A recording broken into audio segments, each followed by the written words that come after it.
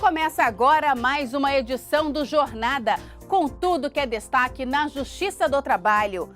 Todas as semanas fazemos uma viagem pelo Brasil, mostrando projetos e iniciativas que beneficiam o cidadão brasileiro. No programa de hoje, uma reportagem especial sobre o seguro-desemprego. Em que situações o trabalhador tem direito a esse benefício? No quadro Trabalha Brasil, a rotina dos chamados maridos de aluguel. Em Brasília, primeiro workshop de efetividade da execução trabalhista discute a recuperação de ativos e técnicas de investigação para identificar devedores em ações na Justiça do Trabalho. E no quadro Jornada Extra, direto de Curitiba, vamos conhecer servidores do TRT do Paraná que se dedicam a salvar animais que vivem nas ruas. Tudo isso e muito mais, o nosso Jornada começa agora.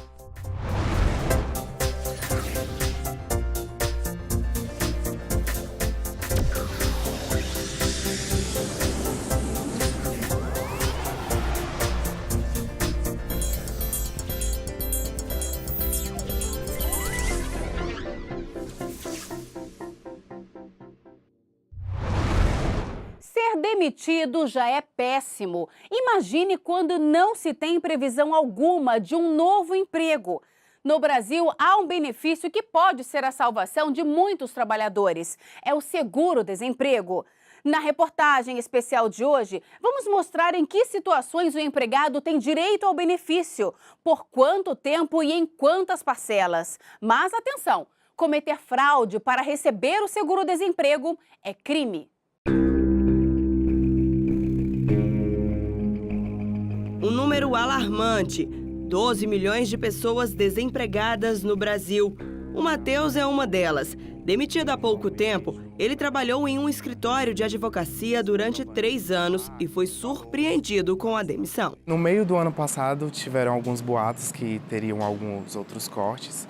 E agora, no final do ano, eles chegaram, fizeram uma reunião com a gente, explicando todo o processo da empresa.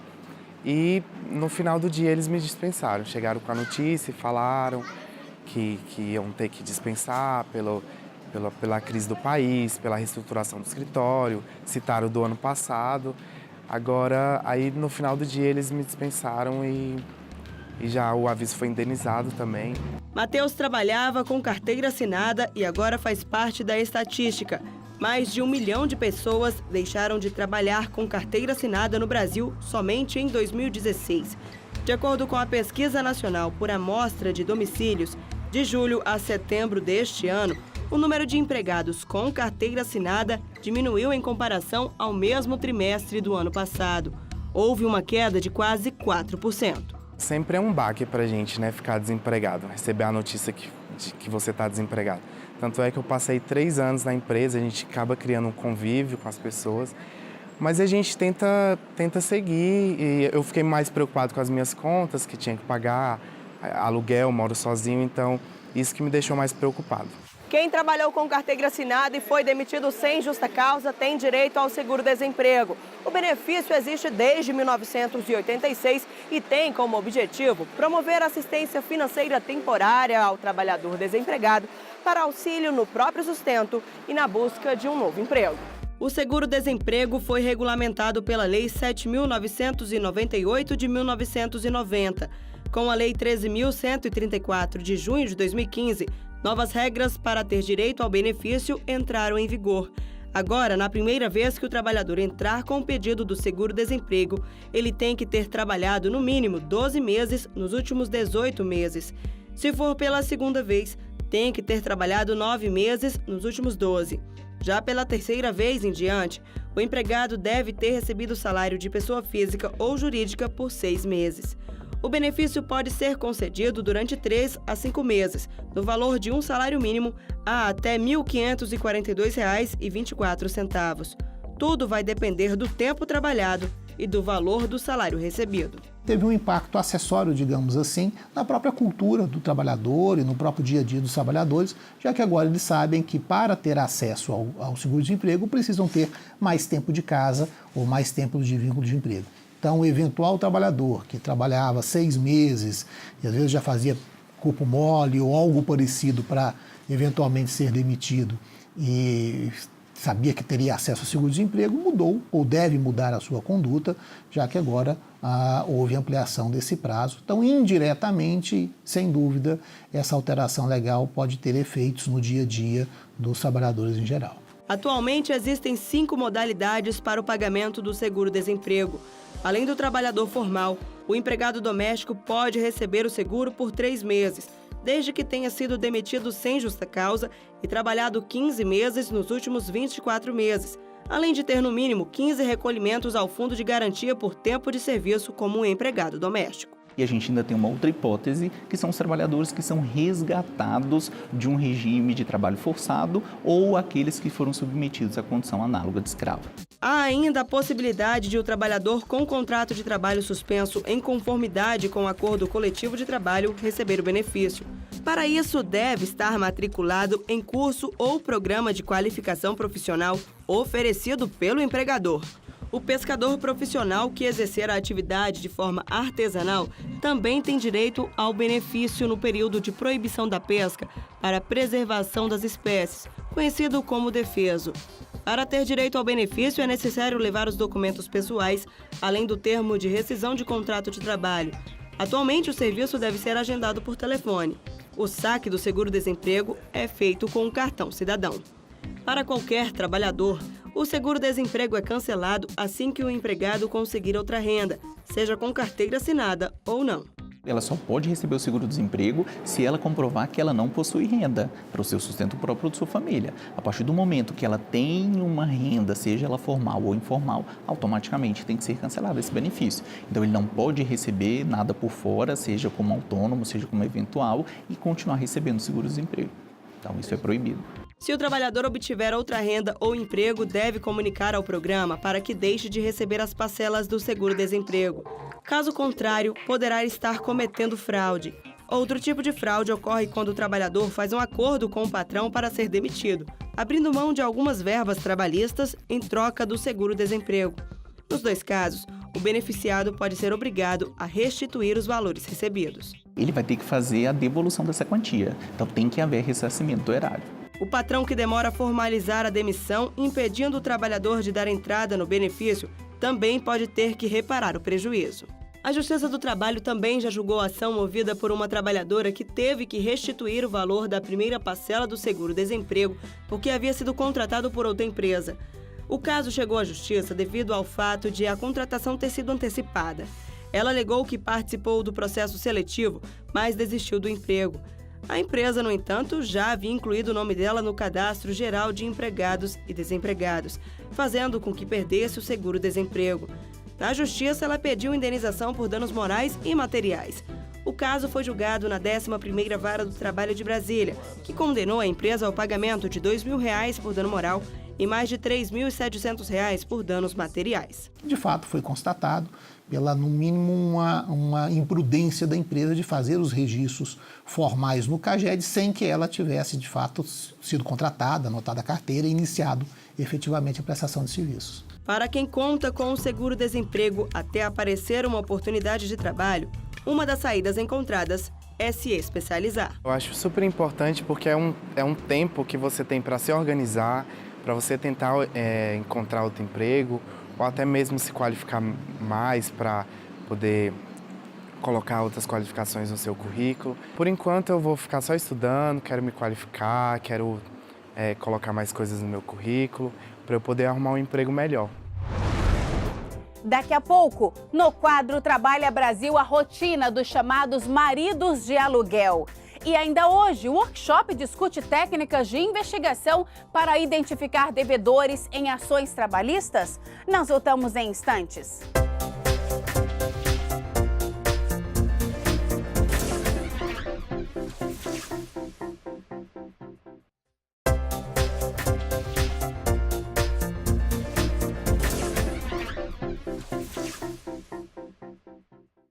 Quem mora sozinho e não tem habilidade para consertos domésticos costuma passar aperto quando algo em casa dá errado. E não tem jeito, pequenos reparos e emergências acontecem mesmo. Mas o que fazer quando se tem uma torneira vazando, uma porta empenada ou quando não se tem a menor ideia de como instalar um varal em casa? Ainda bem que existe um profissional habilitado para resolver esses probleminhas. É o marido de aluguel. Vamos saber mais sobre essa profissão no quadro Trabalha Brasil de hoje.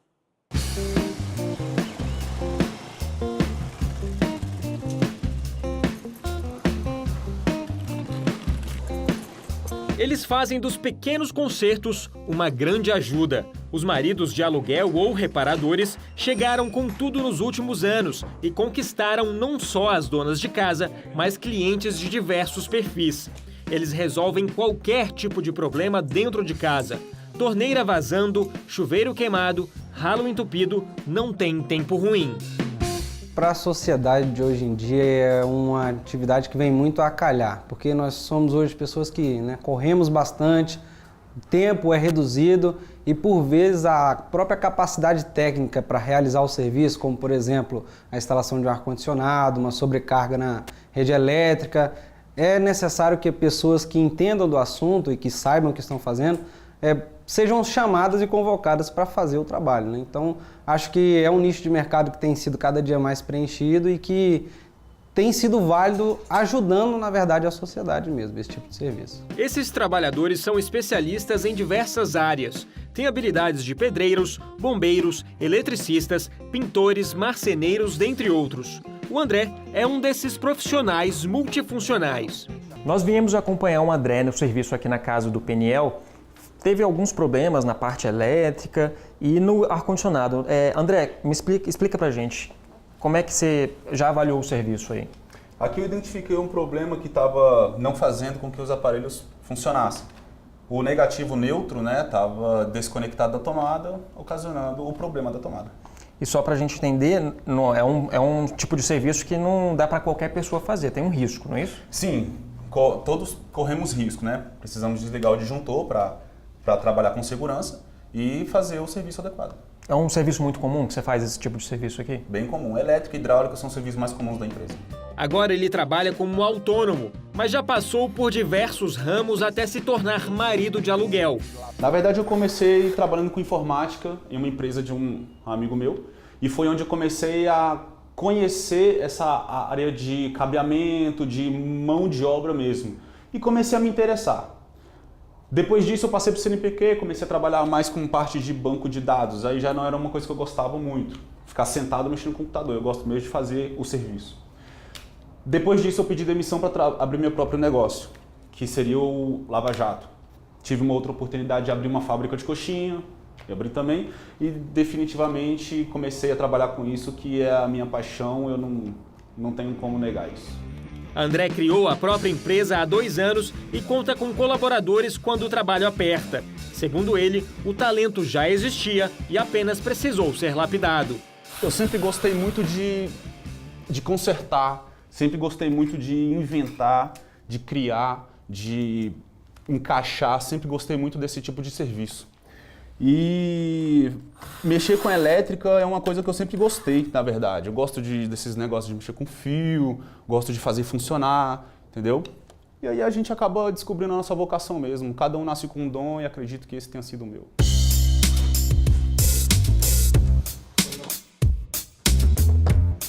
Mas a profissão não é apenas para homens. Existem também as reparadoras. A Denise é uma delas. Já fazia as coisas pra mim em casa. Eu sempre moro sozinha, assim, só com meninas ou em república, já tenho 7 anos.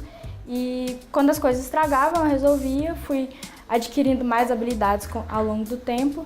E o ano passado, uma moça lá de São Paulo abriu a empresa dela e começou a prestar esse tipo de serviço. Eu olhei para a publicação dela divulgando e pensei, eu posso fazer isso também, eu tenho as mesmas habilidades que ela. E resolvi divulgar no Facebook que eu estava fazendo esse serviço e as pessoas começaram a me chamar. Ela aprendeu muito do que sabe em vídeos e fóruns pela internet, uma verdadeira autodidata.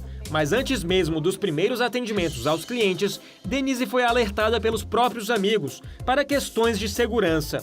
Foi então que decidiu apenas atender mulheres, inspirada em uma reparadora de São Paulo chamada Ana Luísa.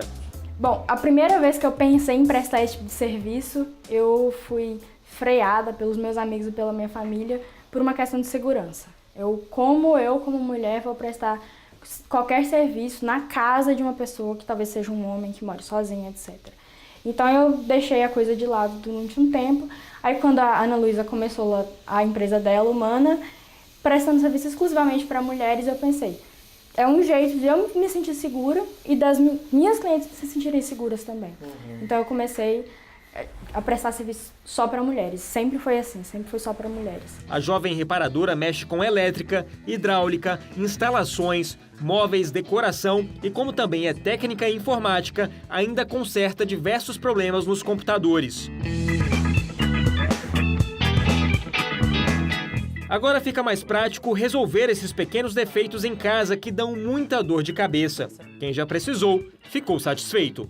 Às vezes a pessoa, com o objetivo de economizar, acaba tentando fazer, não conseguindo e ainda tornando mais difícil o serviço original que era para ser feito. Então, vale a pena, primeiro, você avaliar a sua competência técnica para fazer o que você deseja fazer e, não tendo condições ou se sentindo inseguro, oriento sim que opte por esse tipo de serviço, que é uma saída, é uma opção. Inclusive, você vai ganhar o quê? Tempo com isso, porque quando você contrata ou chama um profissional desse gabarito, é a pessoa que já tem capacidade técnica, vai executar o serviço com muito mais agilidade do que às vezes nós que vamos tateando ali buscando aprender. No próximo bloco, técnicas de investigação para identificar devedores em ações na Justiça do Trabalho é tema de workshop. E no quadro Jornada Extra, a dedicação de 2 servidores do TRT do Paraná a animais que vivem nas ruas. Nós voltamos daqui a pouco. O CSJT divulga na página do Facebook dicas de sustentabilidade por meio da hashtag Seja Sustentável. Saiba mais em facebook.com/CSJToficial.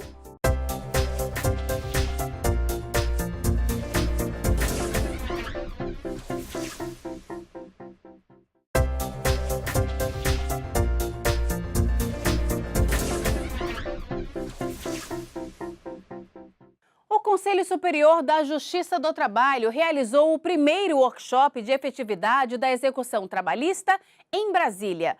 O tema foi a recuperação de ativos com foco em técnicas de investigação patrimonial. O workshop representa mais um esforço para encontrar devedores de ações trabalhistas e dar fim a processos em fase de execução, quando o empregado deve receber as verbas a que tem direito. Depois de ganhar uma ação na Justiça, o que se espera é receber rapidamente o pagamento das verbas determinadas pelo juiz. Mas para mais de 2 milhões de pessoas, essa não é a realidade. De acordo com a Coordenadoria de Pesquisa e Estatística do TST, até setembro deste ano, mais de 2.200.000 processos estavam em fase de execução trabalhista, quando houve condenação, mas o devedor não quitou as dívidas. Nos casos de inadimplência, há mecanismos de cobrança forçada para garantir o pagamento das dívidas. Os bens do devedor podem ser penhorados e levados a leilão, por exemplo. Atualmente, a Justiça do Trabalho conta com ferramentas eletrônicas para localizar esses bens. Convênios também foram assinados na tentativa de dar efetividade às condenações. Nós nos valemos dessas ferramentas de tecnologia que estão disponíveis para poder acompanhar a vida das pessoas, no caso, as pessoas que são devedoras, para que nós possamos, por meio do comportamento delas, identificar de que maneira elas movimentam o seu patrimônio e, a partir daí, nós façamos a recuperação dos ativos. E a busca pela efetividade da execução trabalhista continua. O Conselho Superior da Justiça do Trabalho realizou o primeiro workshop sobre o tema. Juízes, procuradores do trabalho e agentes da Polícia Federal participaram do evento, que teve como tema principal a recuperação de ativos com foco no sistema de investigação de movimentações bancárias. Esse sistema, conhecido por SIMBA, permite a movimentação de dados entre instituições financeiras e órgãos públicos, mediante prévia autorização judicial de afastamento de sigilo bancário. O presidente do TST e do CSJT, ministro Ives Gandra Martins Filho, abriu o evento ressaltando a importância da efetividade no pagamento das dívidas para que se desconstrua a ideia do ganhou, mas não levou. A ideia da efetividade da execução é encontrar fórmulas até de conciliação na fase de execução, de tal modo que se consiga que o trabalhador, terminando o processo de execução, o processo de conhecimento, partindo para a execução, a liquidação seja mais rápida, a eventual penhora ou formas de conseguir que o trabalhador receba sejam mais fáceis. O workshop também destacou a implantação da Rede Lab na Justiça do Trabalho. Uma rede de informática utilizada pelo Ministério da Justiça, que foi utilizada agora, será utilizada pelo Juiz do Trabalho, o primeiro órgão do Brasil a ter acesso, do Poder Judiciário, a ter acesso a essa rede de informações que conecta a investigação do Brasil inteiro. Então, para nós é muito útil e será, sem dúvida, uma grande oportunidade para que nós possamos dispor desse novo conhecimento para a execução trabalhista. A Rede Lab permite compartilhar experiências, técnicas e soluções voltadas para análise de dados financeiros e também para detectar prática de lavagem de dinheiro, corrupção e crimes relacionados. Nós fizemos essa assinatura de um convênio com o Ministério da Justiça, só que agora temos que implementar. A implementação supõe treinamento, cursos, e esse workshop está dentro desse contexto. É o primeiro que se faz para ver quais são as potencialidades dessa nossa nova ferramenta que nós contamos. Os participantes também acompanharam a exibição de vários painéis. O juiz do trabalho Flávio Bretas falou sobre o caso VASP, considerado um dos mais bem-sucedidos em efetividade de execução. Outros temas abordados foram o papel do Departamento de Recuperação de Ativos e Cooperação Jurídica Internacional do Ministério da Justiça e os arranjos de pagamento online por Bitcoin e cartões pré-pagos. Que as pessoas que estejam aqui possam replicar este conhecimento, levar para os magistrados este conhecimento, seja aplicado na prática e passemos uma mensagem muito forte para toda a sociedade de que podem confiar na Justiça do Trabalho e aos devedores trabalhistas, que não pensem que vão sair ganhando, porque não vão, nós estamos na frente deles. O abandono de animais é um problema longe de ser resolvido. Infelizmente, muitos deles vivem nas ruas com sede e fome. Sensibilizados com esse problema, 2 servidores do TRT do Paraná fazem o que podem para resgatar bichos abandonados. É o que vamos ver no quadro Jornada Extra de hoje. O servidor Ricardo Secone é responsável pela gravação do áudio das sessões de julgamento e das solenidades do TRT do Paraná. No final do dia, as preocupações com os equipamentos eletrônicos são substituídas pela vida familiar, por alguns hobbies e por uma grande paixão. Ricardo tem 14 cães, todos resgatados das ruas. O afeto pelos animais começou numa noite de Natal, no centro de Curitiba. Estava andando com minha esposa na rua 15, e a gente encontrou a primeira adotada. Então ela estava acuada num canto, assustada, ofereci água, ela aceitou, estava com muita sede, calor de verão. Abri a porta do carro, ela se sentiu segura e entrou no carro. A partir de então, Ricardo tornou-se um incansável defensor dos animais. Faz campanhas pela internet, participa de ONGs e ajuda as instituições que acolhem cães abandonados, financiando ração, vacina e cirurgias. Quando visita o abrigo da instituição, Ricardo se depara com um número cada vez maior de cães e de gatos abandonados. Isso reforça no servidor a vontade de contribuir cada vez mais para a saúde e a segurança desses animais. Então ele adotou a causa animal, isso faz parte da vida dele e acaba transformando as vidas aqui, com certeza. Esta servidora, da Secretaria de Tecnologia da Informação, já tirou mais de 300 cachorros das ruas. Conseguiu um lar para quase todos eles. Faltam esses 2 irmãos, Thor e Michael, que foram encontrados dentro de uma caixa em uma valeta. Jerusa tem contato com diversas associações protetoras dos animais. Os grupos compartilham entre si informações que a servidora reúne em um site. São dicas sobre higiene, saúde, artigos de especialistas e algumas curiosidades. Mas o carro-chefe do site é a página que anuncia animais para adoção. São mais de 500 à espera de um dono. O endereço do site é www.adotebicho.com.br. 5 anos de site, a gente tem mais de 10 mil animais adotados já pelo site, então uma média de 150 a 200 animais por mês. né? Um site com 2.000 páginas visitadas por dia, né? 2.000 acessos diários. Então é um trabalho assim que é bem gratificante, porque além de você ajudar com o seu trabalho de formiguinha, com cada um do seu cada cachorrinho que você resgata, você cuida, você encaminha, tem também todos esses que outras pessoas resgataram, que disponibilizam o espaço para elas divulgarem e para eles serem adotados também. A preocupação de Ricardo Gerusa é diretamente proporcional ao número de animais que estão nas ruas. A Secretaria do Meio Ambiente de Curitiba calcula que existam mais de 50.000 cães e gatos abandonados na capital paranaense. Alguns deles terão a sorte de encontrar pessoas como Ricardo Gerusa. Mas os servidores alertam que cães e gatos não são brinquedos ou hobbies passageiros. Quem quer ter um animal precisa assumir responsabilidades. Se a pessoa quer ter um cachorro, um gato, qualquer animal que seja, primeiro você tem que pensar que você tem que dar dignidade para esse animal. Tem que ver se aquilo vai ser o melhor para ele. Você tem que dispor de tempo. Tem que ter a disponibilidade financeira também, que o bichinho ele vai precisar de vacina, de atendimento veterinário, de uma boa ração e de atenção, que nenhum animal vive sem a atenção do seu dono. Tudo que eles querem é ficar perto. Então, às vezes a pessoa pensa, mas eu moro em apartamento.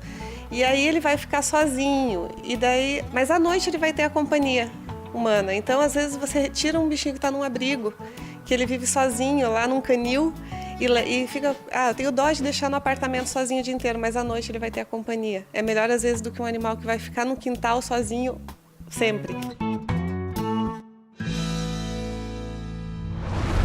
E o Jornada termina aqui. Muito obrigada pela companhia e até o próximo programa. Tchau!